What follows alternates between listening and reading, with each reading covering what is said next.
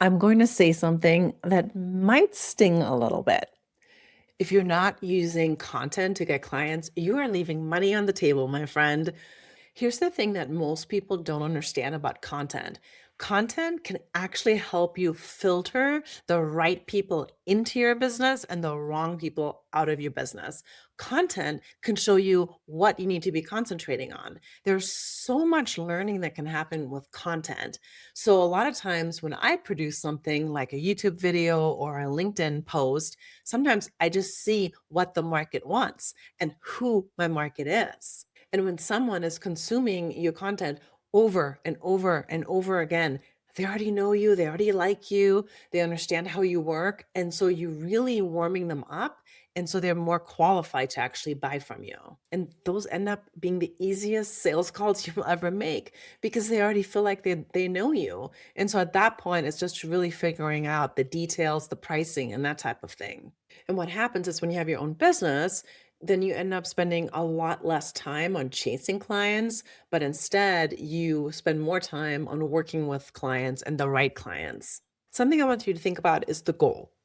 If your goal is to get likes and to get followers, that's not a good goal. There are plenty of people that have small following, but yet they make sales. And then there's people that have tons and tons of people watching every single YouTube and they have all kinds of subscribers, but they're not making barely any sales.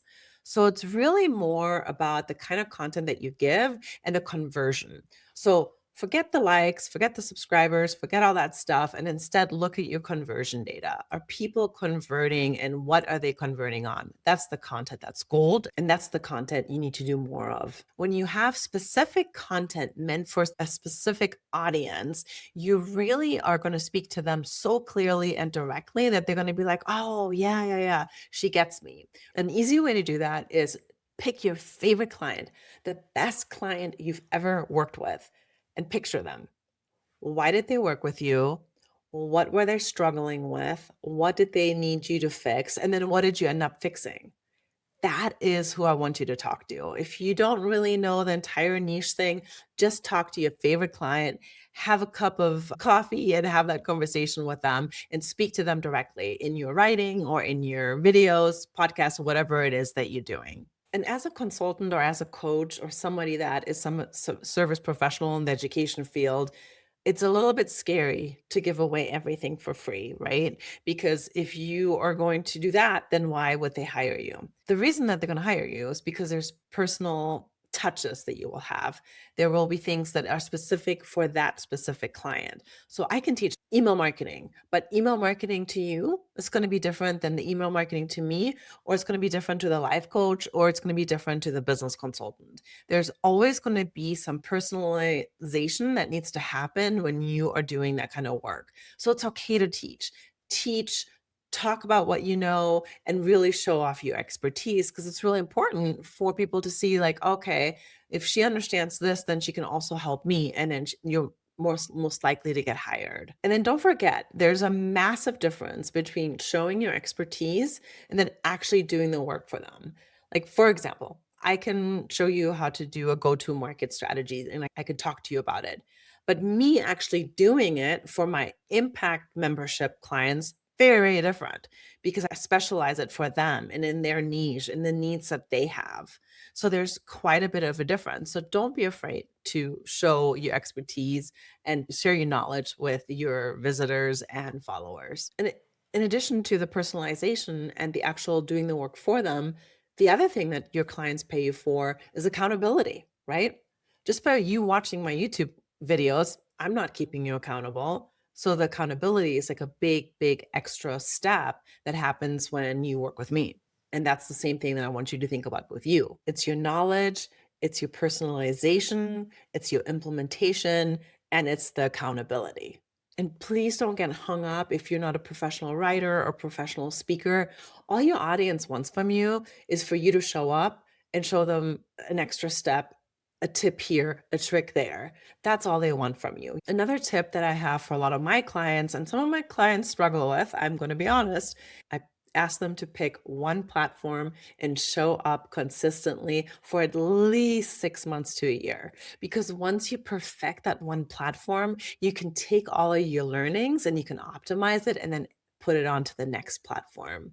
If you've been around for a long time, of course, be on all the platforms. But at the very beginning, so this is for my beginners, I really would prefer you to be on one because then you can really concentrate on that and you can really look at the metrics and you can learn from that. And how do you pick that platform? Well, it really depends on where do you like to play and where does your audience like to play. Or are you good at writing versus are you good at speaking on camera? Or are you good at audio, like a podcast? So you want to look at all that together and then figure out the right place to be. But the most important out of all of those is where does your client hang out? And then once you get going, you need to establish consistency. For example, with YouTube, you want to have at least one video a week. With LinkedIn, I would love for you to post at least 3 times a week. If you're doing a newsletter or an email marketing campaign, I'd like you to email once a week. So it really depends on the platform, again, your audience and what you're talking about. But the consistency is the most important. Because if you email every week and then you go away for 3 months, you're going to lose people. Same thing on YouTube or on LinkedIn, right? If you show up every day for months and then all of a sudden crickets, that's not good. People will leave and people will forget about you when you come back. A huge important piece is that every piece of content needs an extra step. And that extra step is you're asking the person that consumed your content to do something. That could be to sign up to your email newsletter. It could be to download a guide. It could be to book a discovery call, or it could just be to like or comment or fill out the poll, whatever it is that you have. Having that call to action is very important. It doesn't need to be on every single piece of content, but it does need to be on at least 50% of your content. A lot of new business owners actually feel really uncomfortable with this because they think that they're being pushy. But you're not being pushy because you're actually being helpful because you're not just selling, right? You can still sell sometimes, not all the time, but you're also giving away things for free. Like, hey, do you need more tips like this? Go to my newsletter, that type of thing. Something that I think is overlooked and a lot of people don't talk about is the patience game. It is really difficult when you're first starting on a new channel or you're first starting your business and you see one view, 2 likes, 3 comments. That's all you see. But it goes up. Like for all the platforms I'm on, from my LinkedIn to everywhere. I started at zero, just like everybody else. And a lot of times for consultants, and especially if you're really niched, it doesn't go like this, like where all of a sudden you go from zero to thousands. It's more from zero to the teens to the hundreds, then to the low thousands. It's like the small gain, but there is a gain.